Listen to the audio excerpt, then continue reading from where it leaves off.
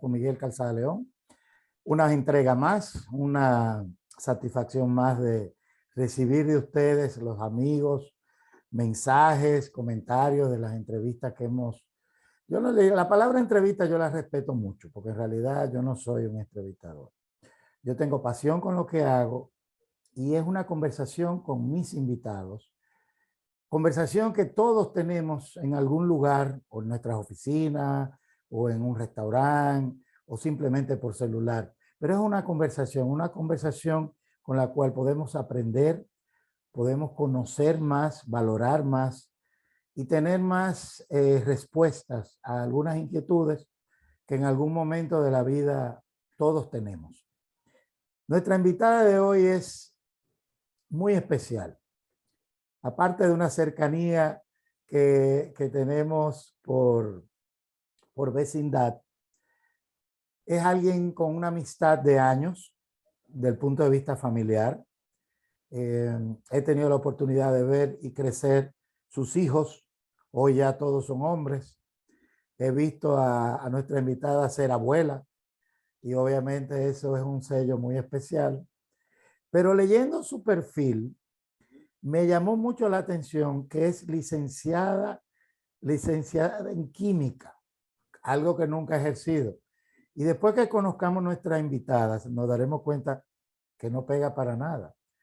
Pero desarrolló una vena desde su infancia, desde la maternidad. Su madre, una señora que leía, y me imagino que eso lo inculcó en los hijos. Y esto obviamente llega a un momento de la vida en que se va puliendo. Nuestra invitada, Lidia Martínez de Macarrulla, escritora, presidente de FONCAE, Fundación para el Fomento, Cultura, Artes, Actividades Físicas y Educación. Lidia, gracias de verdad por haber aceptado mi invitación. Dice hablemos de turismo, pero tenemos unos temas que vamos a llevar tu trabajo a mi sector y vamos a sentirnos cada vez más orgullosos de ser dominicanos. Bienvenida, Lidia. Muchísimas gracias, Miguel. En verdad, me resulta muy agradable estar hablando aquí contigo porque realmente ha sido una pasión que ha despertado en mí el estudio de la historia, ¿no?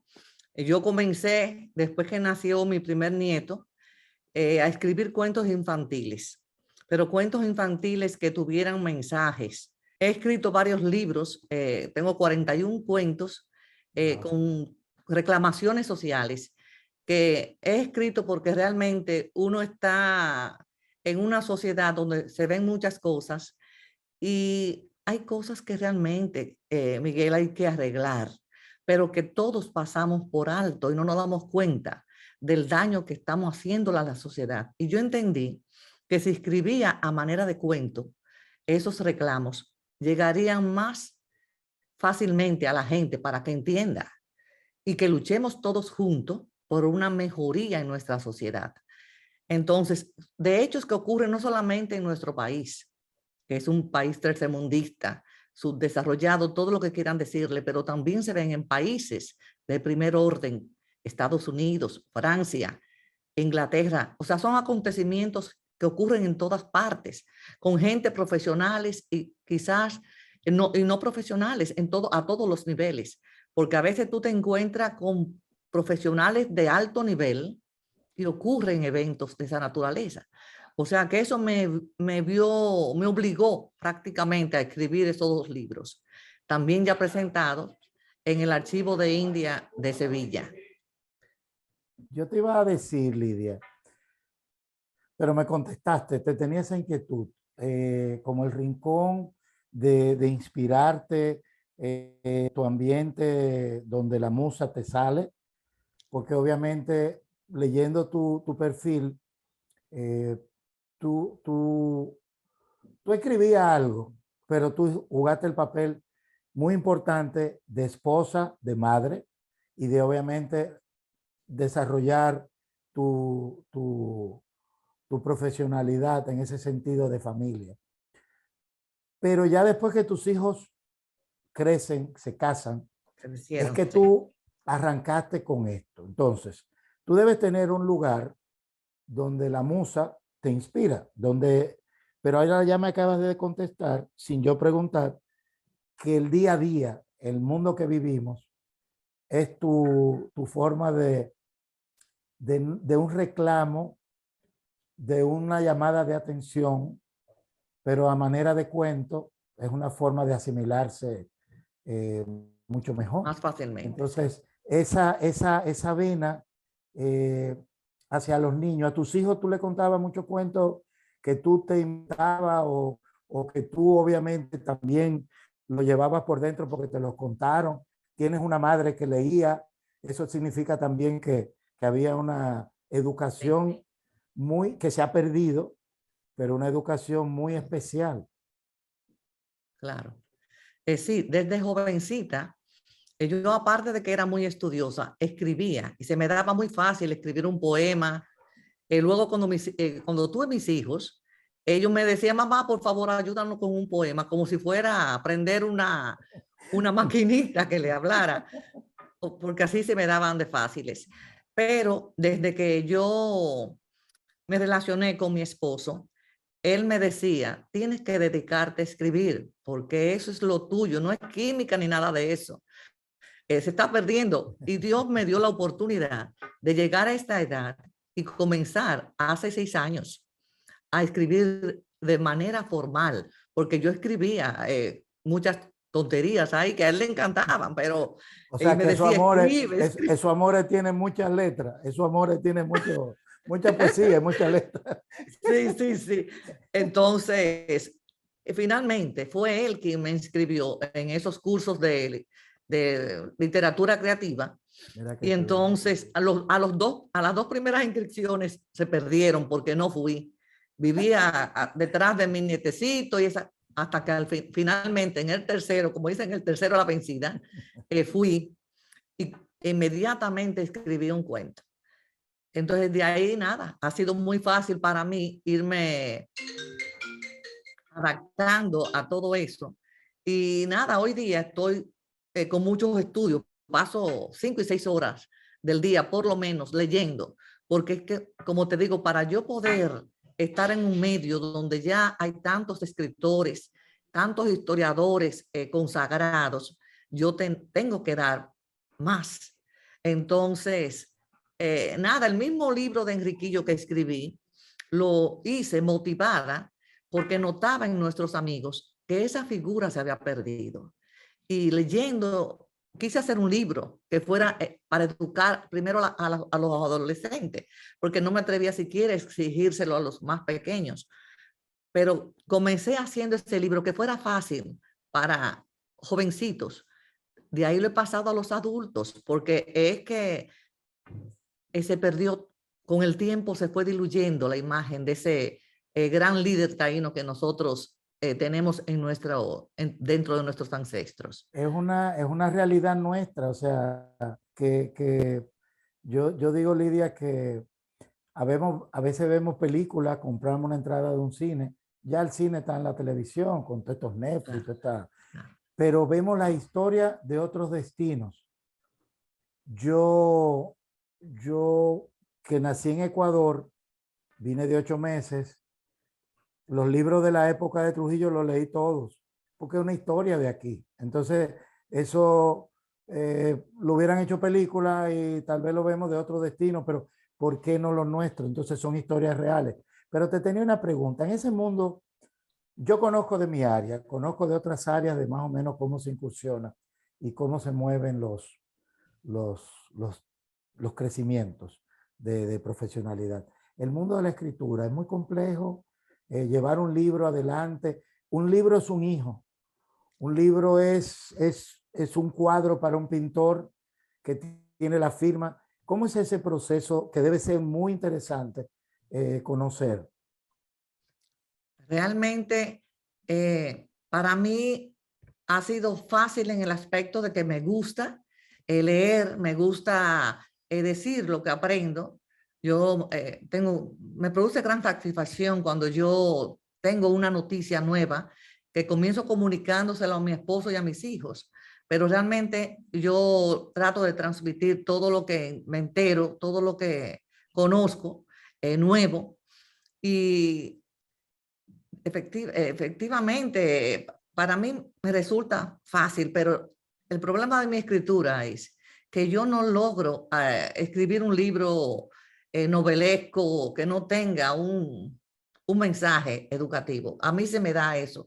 Es que va en mis conversaciones, como que yo tiendo a siempre como a explicar algo, a decir lo que yo entiendo que debe decirse y esas cosas. Y entonces, pues ahora me pasa lo mismo con la historia. Yo estoy investigando, yo no soy historiadora realmente, yo he venido a encontrarme con esto a través de las investigaciones que comencé a hacer para el libro que escribí de Enriquillo, eh, que me di cuenta que habían tantas cosas extrañas, había disparidad en las opiniones con respecto al sitio donde Enriquillo estaba enterrado, a donde asentó su pueblo, que yo comencé a investigar de manera más profunda y me fui al Archivo de Indias de Sevilla porque ahí llegaban todas las documentaciones que se generaban en la isla y que venían también en respuesta al emperador Carlos V y a Fernando, también los reyes católicos.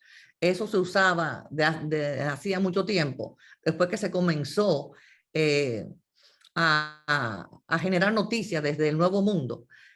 Consideraron que era necesario tener un sitio donde se recopilaran todas esas informaciones y de ahí pasaron todas esas documentaciones dispersas a un solo sitio y se creó el Archivo de Indias en Sevilla.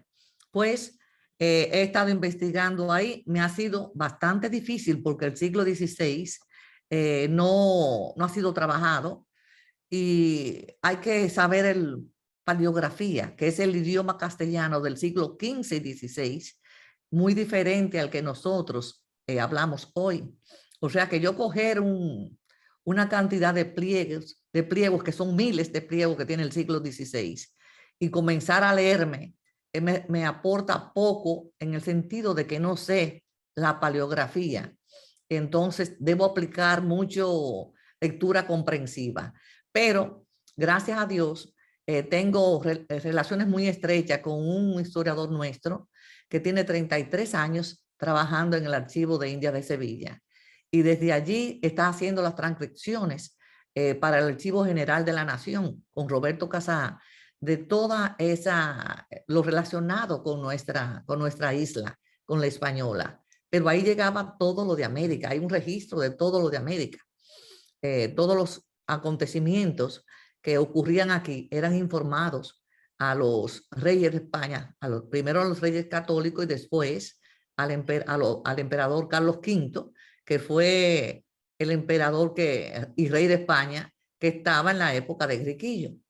Entonces, inclusive yo estoy ya tratando de conseguir un curso de paleografía porque a mí me urge a seguir investigando porque quiero escribir una historia verdadera, pero para eso necesito herramientas que sean realmente originales de la época, que aunque quizás no todas sean ciertas, es mejor que las que se han dicho por ahí por invento.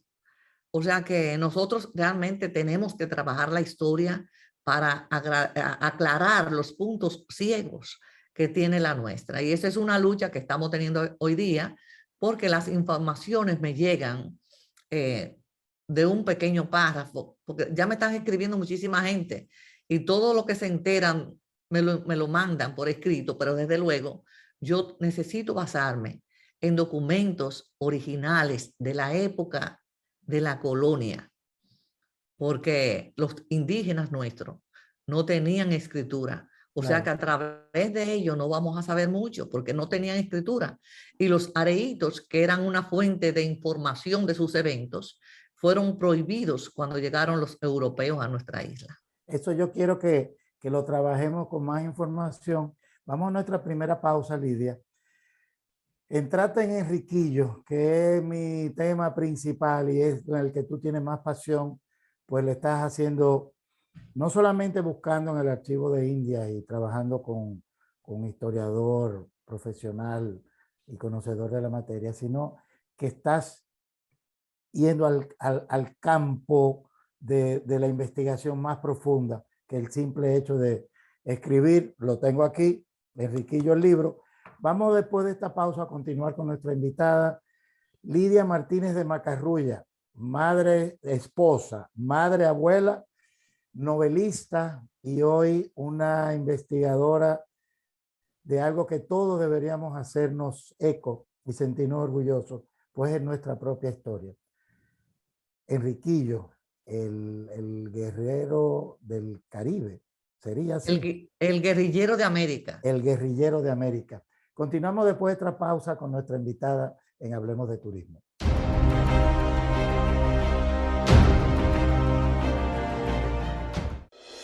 Tengo un lugar donde las palmeras bailan con las olas. Así que ven que reservando lo mejor que tengo para ti. Que tengo montañas, playas y valles. Que si vienes seguro te vas a quedar. Tengo un paraíso que quiero enseñarte. Aquí te espero. Tengo la tierra más bella reservada para ti. República Dominicana, reservada para ti. Banreservas, el banco de todos los dominicanos. Nos conectamos para seguir hacia adelante y para estar más cerca de quienes amamos. Nos conectamos para disfrutar la belleza que nos rodea. Nos conectamos para que no te detengas y los tuyos tampoco. Nos conectamos para crear nuevas ideas y construir un mejor mañana. Porque si podemos soñar un mundo más sostenible, hagamos este sueño realidad, juntos. Somos Evergo, la más amplia y sofisticada red de estaciones de carga para vehículos eléctricos. Llega más lejos, mientras juntos cuidamos el planeta. Evergo, Connected Forward. El Banco Central regula el sistema financiero. Diseña y propone a la Junta Monetaria las normativas necesarias para el funcionamiento eficiente del sistema financiero, contribuyendo con la estabilidad y el crecimiento de la economía. Banco Central, 75 aniversario. Por la estabilidad y el crecimiento. 3 de las zonas cafetaleras más fértiles del país dan origen a 3 cosechas especiales que hoy brindamos con todos los dominicanos. Barahona, cuna de los mejores cafés dominicanos, nos trae el café Perla Roja, con un aroma a caramelo y notas de roja fruta tropical. Rancho Arriba es una gran cama entre montañas. Su clima Suardí es especial. En el café Suardí percibirás su aroma a chocolate, nueces, especias y tonos florales. Desde nuestra cordillera central, Café Gran Sierra, un café de altura caracterizado por su perfumado aroma y notas afrutadas. Con el nuevo café Santo Domingo Gran Origen y sus variedades Perla Roja, Suardí y Gran Sierra, estamos orgullosos de continuar llevando a los hogares dominicanos lo mejor de lo nuestro.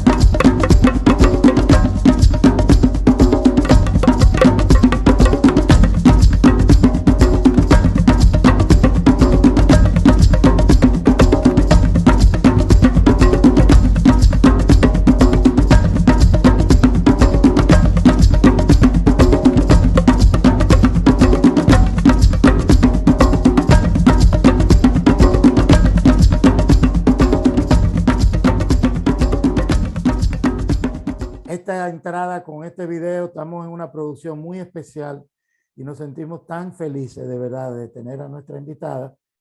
Y no solamente lo que ha manifestado de su inquietud de novelas, de libros especiales, que vamos a seguir tocando estos libros porque son hijos que hay que ponerle la mano, hay que leerlos, hay que manosearlos.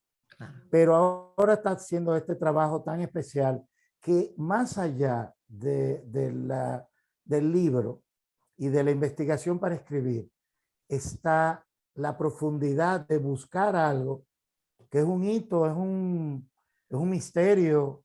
Y eso obviamente es lo que Lidia Martínez de Macarrulla está trabajando. Lidia, qué lindo este video, me encantó. Lo vi y todavía me dio más entusiasmo de que hay un trabajo muy profesional detrás de esta investigación. Y leyendo más de Foncae, no es solamente escribir un libro, tú tienes una visión de posicionar a Enriquillo en su justa dimensión en la historia de la República Dominicana, del descubrimiento. Claro.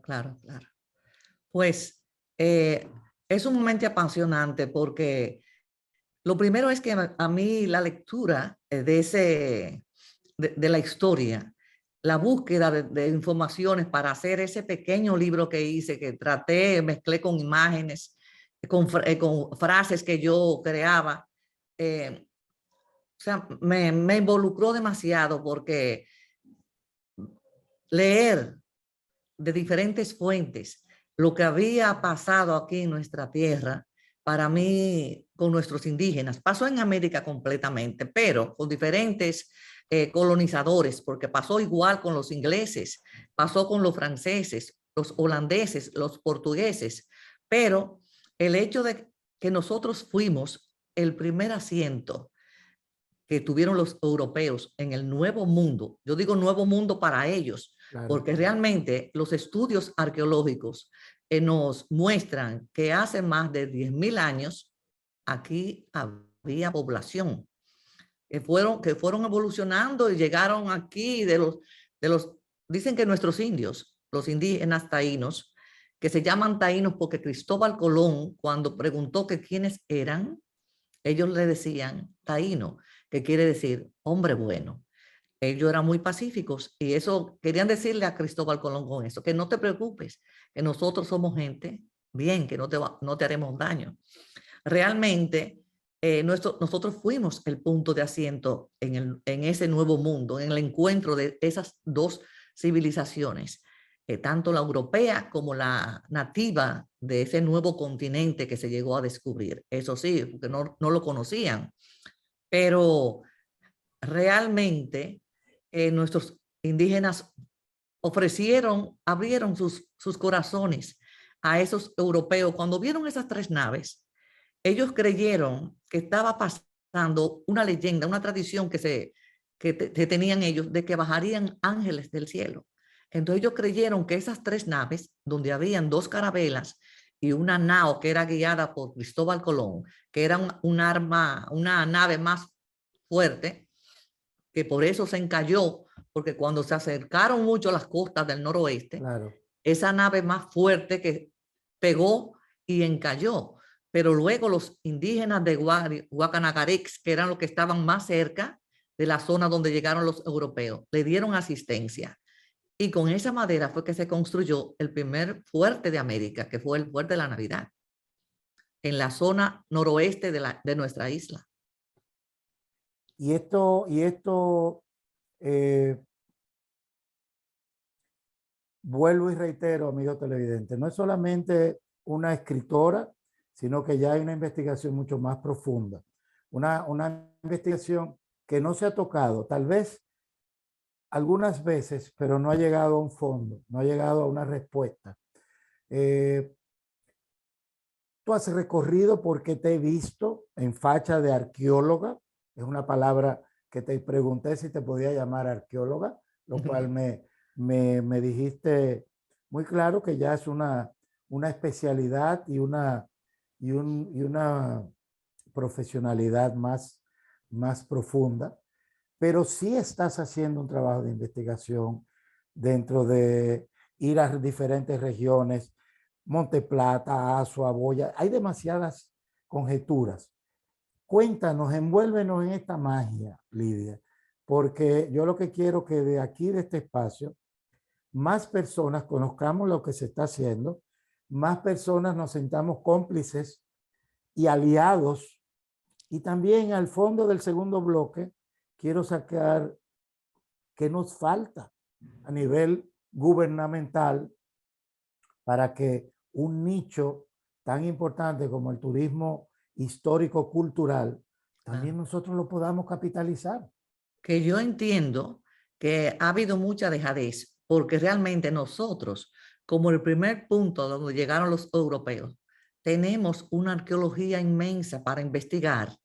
Y la arqueología nos dice todo. Por eso te decía ahorita que cuando los europeos llegaron a manos de Cristóbal Colón, que era genovés, encontraron un mundo ya.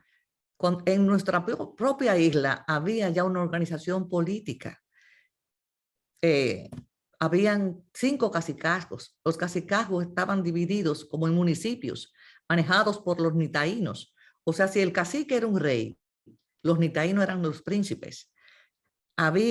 Estaban los curas o veiques que se encargaban de hacer los ritos, porque había una amplia mitología dentro de la raza indígena, de nuestra etnia, y la gente del pueblo. Había una clasificación, había una organización.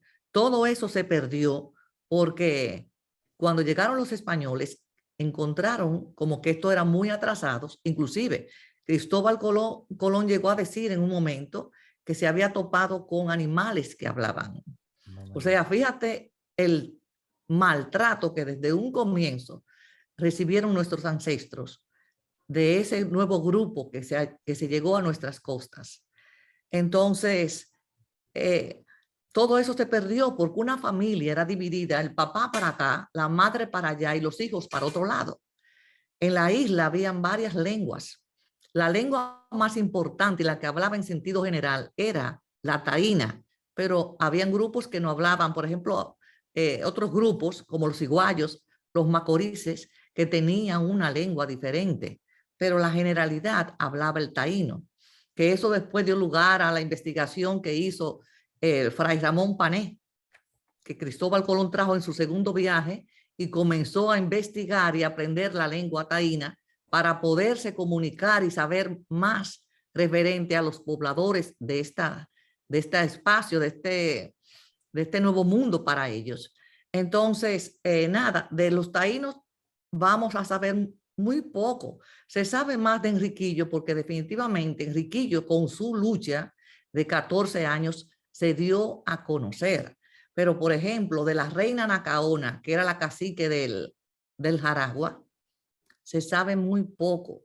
Se sabe lo de la masacre del Jaragua por lo que ocurrió, que muchos historiadores entienden que fue la gran mancha de Nicolás de Obando. Pero en sentido general, nuestra raza fue tan maltratada que ellos mismos llegaron a decir que se había extinguido. Yo entiendo que no fue tanto así, porque cuando llegaron los españoles, venían después de 2 meses y tanto, estando en aguas bravas del Océano Atlántico. Llegar aquí, cuando llegaron a Guananí, como llamaban los indígenas, a una de las islas Lucayas, que Cristóbal Colón llamó San Salvador, porque lo había salvado. Sí, a él mismo, sus marinos sí. querían ya tirarlo, estaba desesperado, querían tirarlo al mar, porque decían que esto es un loco. ¿Entiendes? Entonces, al llegar a Guananí, él comenzó a hablar, él estaba buscando la India, porque en la India había mucho oro y muchas riquezas, y las especias que eran tan cotizadas en Europa en ese momento. Entonces, nada, de ahí de Guananí, las Islas Lucayas, hoy Islas Bahamas, pasó a las costas de Cuba. Y en Cuba, cuando él pregunta por oro, le señalan esta isla. Aquí llegan ellos. Hace Cristóbal Colón en su segundo viaje la primera ciudad del Nuevo Mundo, que es la Isabela, donde se construyó la primera fortaleza, la primera iglesia, donde se dio la primera misa del Nuevo Mundo por el padre Boil, donde se hizo el primer astillero de América, porque Cristóbal Colón hizo 3 barcos aquí. Entonces, son tantas las primicias que tiene la Isabela, y estuve en días pasados visitándola, y realmente salí con el alma partida, porque lo que debería ser patrimonio mundial será difícil conseguirlo si no se trabaja fuertemente en eso. Nuestras autoridades tienen que entender que nosotros, aparte de turismo y de playas y sol, podríamos ofrecer un turismo cultural. Y hay mucha gente, cuando la gente va a México, a Perú, a Bolivia, está lleno de todo eso, y la gente va a conocer eso. Entonces nosotros, aparte de ese sol, de esas playas tan hermosas que tenemos, porque es cierto, sí tenemos todo eso muy bien, pero tenemos un turismo cultural que podremos desarrollar como el primer punto que visitaron los europeos en este nuevo mundo. Y esa es mi lucha. Yo quisiera que las autoridades tomaran conciencia de eso y que aquí se prepararan verdaderos arqueólogos, porque si te muestro lo de las ruinas de Pueblo Viejo, que es la antigua Asua, tuve que parar los trabajos que estaba haciendo y pedir ayuda de arqueólogos. porque los trabajos no se estaban llevando, que se habían comenzado allá, no se estaban llevando con las rigurosidades que Claro, que lo amerita. un proyecto de esta naturaleza necesita. O sea, nosotros tenemos que formar arqueólogos. O sea, que Pero lo entiendan las autoridades. Una pregunta, Lidia. ¿Y qué nos falta para que la Isabela sea patrimonio mundial? ¿Dónde qué hay que, o qué hay que hacer? Porque acabas de decir algo importante. Vamos a Egipto a ver la pirámide. Ya, pero fuimos. Claro, claro. ¿Por qué no venir al Caribe, aparte de estar en un buen hotel y tener la oportunidad de ver dónde se desarrolló, dónde fue la entrada formal al Nuevo Mundo? Al Nuevo Mundo. Donde fue la primera misa. Yo recuerdo que había en Piedras, había algo, un murito pequeño que hacía como lo que era el fuerte. No sé si eso sigue así en la Isabela. Pero ¿qué nos falta? Vamos a nuestra segunda pausa, pero yo quisiera aprovecharte, Lidia, en este sentido, pues hay demasiada gente haciendo muchas cosas a la vez, pero debemos enfocarnos para adentro. Y estas son temas importantes, capitalizables, y obviamente primero tenemos que descubrirlo nosotros, tenemos que sentirnos orgullosos nosotros, y vamos a promoverlo y vendérselo al mundo. Seguimos después de esta pausa, Lidia, con nuestro sumamente, yo quiero ya leer más, yo tengo aquí, estoy leyendo y estoy feliz. Es sumamente importante porque es que tú has tocado demasiado, mira, hasta para los niños.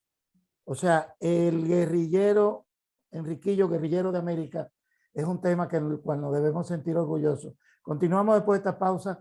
Lidia Martínez de Macarrulla, presidenta de FONCAE.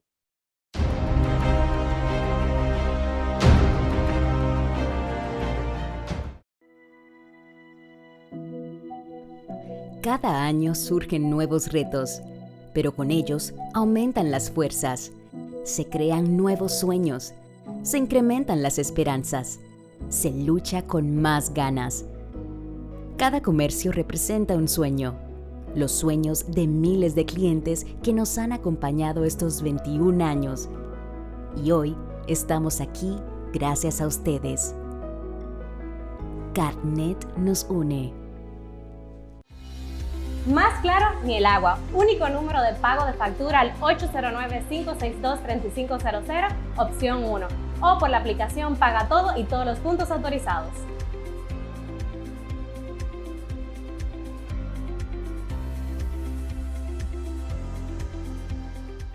Ahí mismito donde estás, o unos pasos más allá, o en el techo, o mejor aquí, o arriba en la glorieta, o aquí frente a la cámara. Ahí mismo, abre tu nueva cuenta móvil BH de León, 100% digital y sin costo. La creas en minutos con 0 pesos desde Móvil Banking Personal. Ábrela donde quieras, solo necesitas tu celular. Banco BH de León. El turismo no estaba entrando aquí a Samaná, era muy mínimo. La pandemia y la situación del peaje fueron dos cosas difíciles. El peaje sombra, le han quitado los precios, está entrando más turismo aquí a Samaná, más personalidades, no solamente yo, sino todo Samaná, todas las comunidades como Las Galeras, La Terrena, todo el sector turístico, le estamos dando gracias a Dios. Estamos muy satisfechos, orgullosos. Aquí hubo un cambio, yo diría 100%. Nuestro señor presidente, que Dios lo bendiga mucho, nos ha facilitado muchas cosas aquí. Ahora nos dará gracias a Dios todo el mundo aquí en Samaná. Estamos felices en la vida.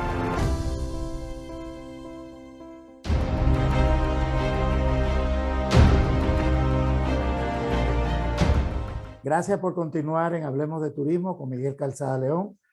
Hoy un tema al cual estamos aportando un granito de arena para el turoperador, el inversionista, el apasionado con nuestro país, con su historia. Lidia Martínez de Macarrulla, escritora, pero hoy investigadora. Yo te pongo un sello y el tema de la palabra de arqueología, ojalá más personas se entusiasmen y desarrollen. Hay una dominicana muy famosa buscando los restos de Cleopatra. Kathleen Martínez. Exacto, lo cual es un orgullo. ¿Por qué no mirar para acá y hacer esta labor? Porque Enriquillo tú lo has tomado como punta de lanza de tu investigación, tu libro, claro, tu video, tu educación a los niños, pero tu gran esfuerzo en el Archivo de Indias, pero debe haber más, tiene que haber muchos claro más que sí. Esa es una lucha que estamos teniendo hoy día. ejemplos. Yo Ahora necesito que las autoridades sientan que nuestra riqueza arqueológica es inmensa, porque fíjate, he estado visitando también algunos museos indígenas. Estuve en Bávaro, hay un señor ahí que tiene una cantidad de artesanía y cosas indígenas. Digo indígenas porque nosotros, hay una historia de más de 10.000 años de diferentes civilizaciones que vinieron y que ocuparon también parte de la isla, pero toda América. Ese señor tiene una colección maravillosa, está en Bávaro, pero él no tiene eso como un museo, es una colección personal.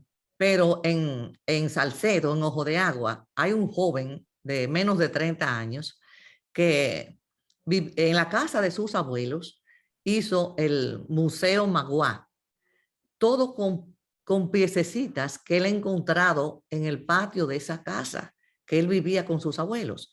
También hay un señor, César, que tiene un museo, el señor César, que tiene un museo cerca de la Isabela. Tiene más de 30 años coleccionando cosas y ese museo está a disposición de todo el mundo para que vaya a verlo. Tiene muchas cosas indígenas, pero presentadas de una manera muy organizadas. Todas muy organizadas. Realmente Manolito García Arévalo también. Manolito García Arévalo, el señor Ruthman. También Isaac Ruthman. Sí, Ruthman tienen unas colecciones de objetos indígenas fabulosas, que yo digo que aunque todo lo que tienen es propiedad, patrimonio del pueblo dominicano, ellos son los que han guardado, los que permiten que uno pueda ver esas cosas. Son como se han dedicado a proteger y a darle valor a las propiedades, a las propiedades arqueológicas que son de todos los dominicanos, pero que ellos tienen por lo menos, como exacto, custodios. Por lo menos tienen claro, como custodios. Y el día que se necesite, sí, lo tendrán a disposición, pero mientras tanto, ellos le han dado importancia y han investigado, han buscado ellos mismos y tienen todo eso que de otra manera se perdería. Porque déjame decirte, son muchos los extranjeros que nos visitan en ese tono de arqueología y se llevan mucha de nuestra arqueología que las autoridades deberían, desde que ve que están sacando fuera de nuestro país cosas de cerámicas arqueológicas indígenas, eso es patrimonio nuestro. Es correcto. Pero, o sea, y tenemos que defenderlo, ¿entiendes? Porque no es justo también que estos coleccionistas nuestros, que están como custodios de esas piezas, tengan que ir fuera a comprarlas en actividades que hacen, donde venden piezas indígenas. O sea, la han sacado de aquí y luego nosotros tenemos que írsela a comprar para poderla traer a nuestro país. Una pregunta, Lidia. Esto me quedé con eso que dijiste. Esto sale en el Archivo de Indias, esos 14 años de Enriquillo como guerrillero, como una persona sublevada, sí, en defensa de sus, sí, de porque sus ideales. Sí, tengo documentación del Archivo de India donde los oidores, que eran los miembros de la Real Audiencia, primer tribunal jurídico militar que hubo en América, que fue aquí, la Real Audiencia, que es donde está el Museo de las Casas Reales. Ajá. Ahí operó eso. Y de aquí se administraba la justicia para toda América. Pues esa gente, cuando estaban en lucha con Enriquillo, le escribieron al emperador Carlos V y le decía que, porque el emperador atacaba y decía, pero ¿cuándo se va a terminar esa guerra que mantiene en intranquilidad la isla? Y ellos le contestaron, es que no estamos tratando con un indígena cualquiera, estamos tratando con una persona que estudió entre nosotros, que maneja nuestras armas, tan bien como el mejor de los soldados que habían en la isla, porque déjame decirte que desde el segundo viaje de Cristóbal Colón, aquí vinieron soldados, de esos que usaban protección metálica, o sea, soldados, de esos... Con armadura, exacto. Que con su armadura. De esos que habían salido fruto de las guerras que tuvieron incluso en el momento, en el mismo año en que Cristóbal Colón aquí se acababa de finalizar la conquista de Granada. Y, o sea, que España, sus soldados, tenían los músculos de la lucha, de la pelea, muy desarrollados. Aquí Cristóbal Colón encontró un pueblo muy pacífico, donde las armas que ellos tenían eran muy rudimentarias. Las lanzas tenían un diente de tiburón o una espina de pescado. Imagínate, a ti te lanzan eso y tú te lo quitas. Claro. O sea, mientras ellos venían con armas de fuego, con espadas, con lanzas, bayonetas, eran demasiadas cosas que tenían era de muy lucha. Pacífico, Y la experiencia de haber vivido en lucha contra los árabes por tantos años. O sea que fue una lucha demasiado desigual cuando los indígenas vinieron a darse cuenta que esta gente no se iba a salir de su territorio e intentaron enfrentarlo, que fue el caso de Caunabo, pues poniéndole unos grilletes y haciéndole creer que era un regalo del rey Fernando el Católico. Enriquillo se entregó. O sea, él entendió que sí que era un regalo. Y así lo cogieron prisionero. Y luego Cristóbal Colón, como veía que era un líder tan fuerte y tan querido, tan seguido, decidió enviarlo a España.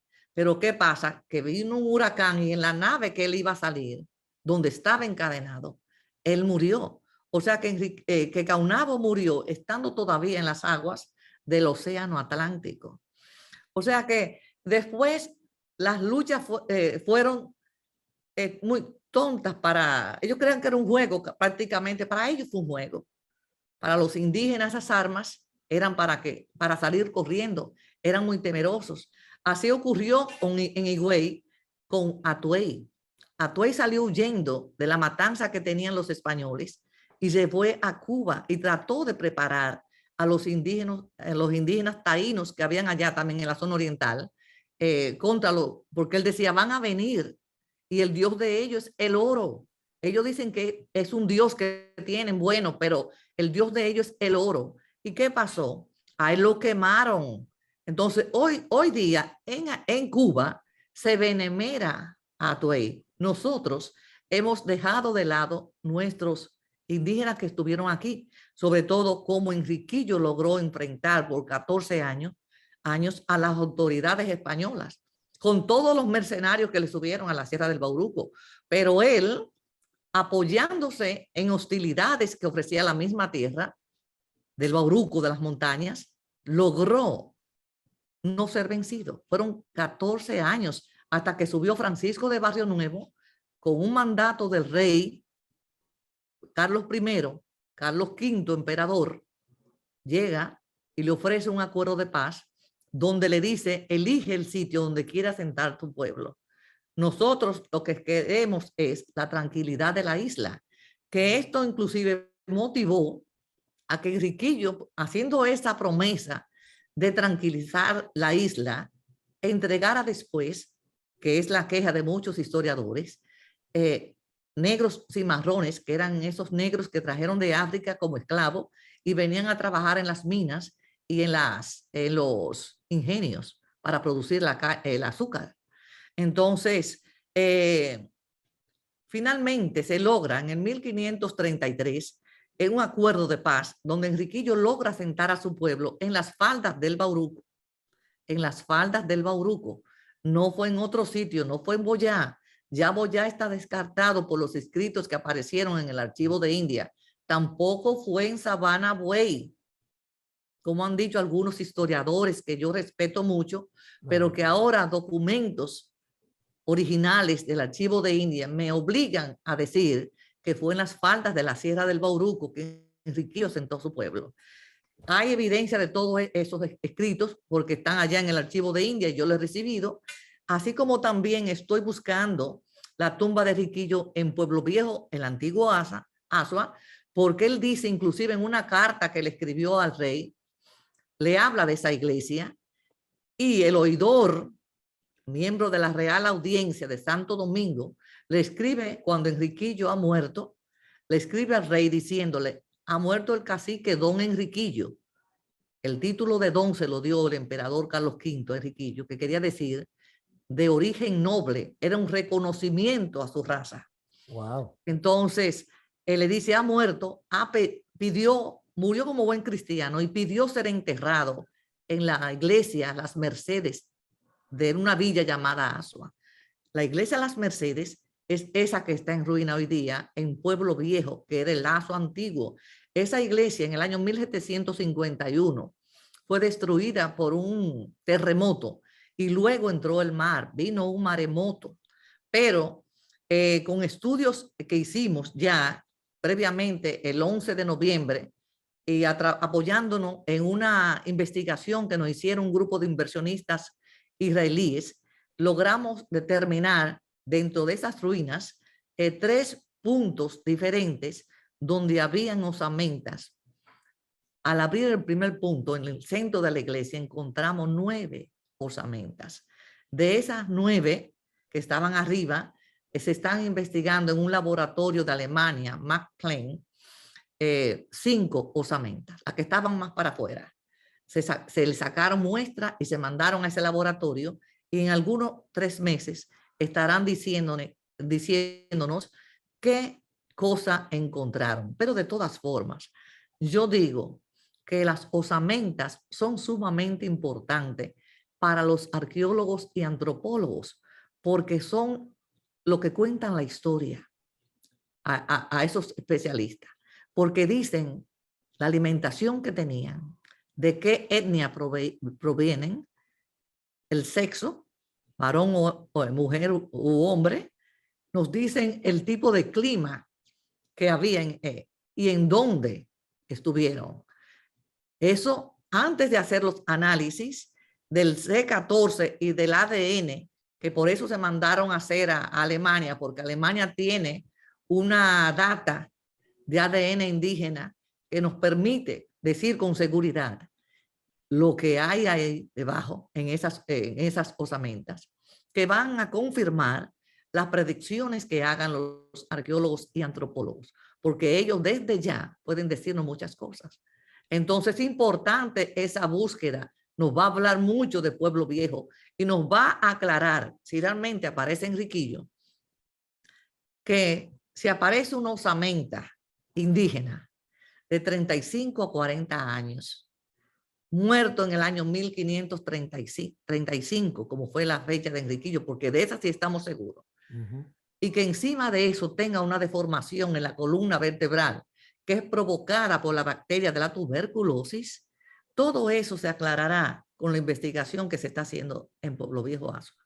O sea que quiero resaltar, amigo televidente, que de FONCAE, este es el primer gran proyecto histórico-cultural, todo lo relacionado con Enriquillo, pero me gustaría también que me digas, no solamente llegar ahí, leí que tienen varias etapas dentro de este gran proyecto que FONCAE quiere dejar marcado. En esas diferentes etapas, ¿cómo me puedes abundar para que los amigos sepan dónde más allá vamos de reconocer, valorar, posicionar en su justa dimensión al guerrillero de América, pero bajo esta estrategia de FONCAE? Bueno. Lo más brevecito posible. Sí, Enriquillo indiscutiblemente arrastra a los taínos, nuestra raza autóctona. O sea que vamos a investigar, estamos investigando todo lo que pueda salir de ahí. Pero aparte de eso, nos está llevando a visitar los museos que los dominicanos han hecho como una forma de demostrar la importancia que tiene nuestra riqueza arqueológica. Y nada, yo espero que cuando la situación económica lo permita, el mismo Ministerio de Cultura dé apoyo a esos museos indígenas, que ya sabemos de varios aquí en la República, y que nada, que nos apoye en esta investigación. Ahora mismo yo estoy trabajando, esperando la ayuda del gobierno de Israel, porque a través del embajador Torres Pereira, hemos estado en comunicación con el Ministerio de Antigüedades de Israel, quienes se han ofrecido para, a través del gobierno, porque es un procedimiento costoso, venir arqueólogos de allá a ayudarnos a investigar lo que pasó y lo que está enterrado en la ruina de la iglesia de las Mercedes de Pueblo Viejo. Lidia, pero la lucha la lucha final es que entendamos que nuestra riqueza arqueológica nos permitiría tener un turismo cultural que va a traernos muchos beneficios al país y que va a cambiar la cara, no solamente de playa que tenemos, ni de sol, hay mucho más. Estoy de acuerdo contigo. Y esa era la intención de este espacio. Va a ser la primera de más ocasiones, Lidia, que quisiera que me acompañaras y nos llevaras al tanto de cómo van todo este proceso, pero que le demos seguimiento. Ojalá sea un tema de gabinete de turismo junto a cultura y que sea patrimonio mundial finalmente. Esta bendición que tenemos, porque sí. No es que no lo ganamos en loto, lo tenemos con orgullo y debemos al mundo dejárselo sentir. Y debemos darle valor, porque déjame decirte, la llegada de esos europeos y la fundación de esa ciudad y todo lo que ella conllevó, significó a largo plazo la extinción de una raza autóctona que vivía en este espacio cuando llegaron ellos. Entonces, ante tanto sacrificio, yo creo que nosotros debemos sacar a flote, eso es lo que nos queda, y debemos darle la importancia porque hubo una raza que se sacrificó para que nosotros podamos desarrollar un turismo cultural. Definitivamente, qué mejor cierre y qué mejor oportunidad. Lidia Martínez de Macarrulla, escritora, presidenta de FONCAE y apasionada con lo que tiene ahora mismo enfocada, que es el guerrillero de América, Enriquillo, nuestro Enriquillo. Amigos de Hablemos de Turismo, otra próxima entrega, alguien tan especial como hoy, pero esta no se queda aquí. Aquí le quiero dar seguimiento, pues jugaremos un papel para que ese turismo histórico-cultural pueda de verdad desarrollarse y de la mano de profesionales y apasionados dominicanos como lo es Lidia Martínez de Macarrulla. Saludo a mi vecino querido y a toda la familia. Muchísimas gracias. Gracias nuevamente a ti. Amigos, en otra próxima entrega, otro Hablemos de Turismo muy especial. Gracias.